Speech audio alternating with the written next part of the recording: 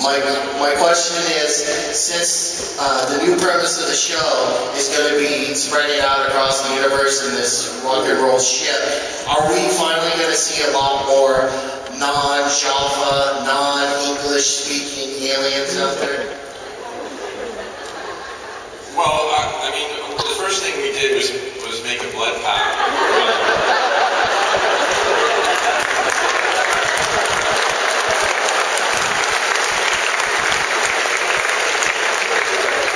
And then we would not have,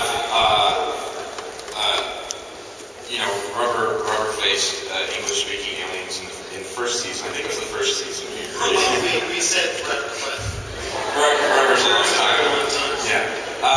We really wanted a universe, because it takes place out on the frontier, it's about exploring the universe, the galaxies that we've never been to, and we really wanted that experience to be, to feel somewhat realistic, find aliens or alien life forms that you feel like you might actually find out in space. There was a rationale for having human beings in the Pegasus and Milky Way galaxies in our mythology.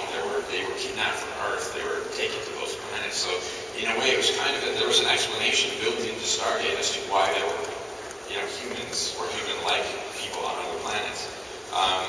So in universe, we're having in the first season, there's some very, very sort of alien aliens.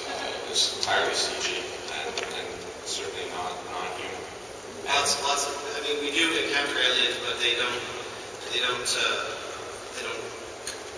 say things to us in ways that the Wraith would or the Ghoul would. And it also comes from a desire. When we said to each other that we wanted to be much more character-driven.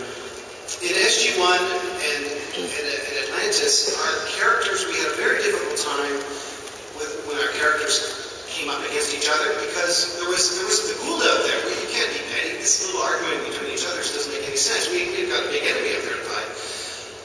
In the universe, all of our characters are both heroes and villains, and have remarkably, because of their ability to perform, been able to slip in and out of the skin of both. And it's really fun to watch and really interesting for us to write and to watch it evolve.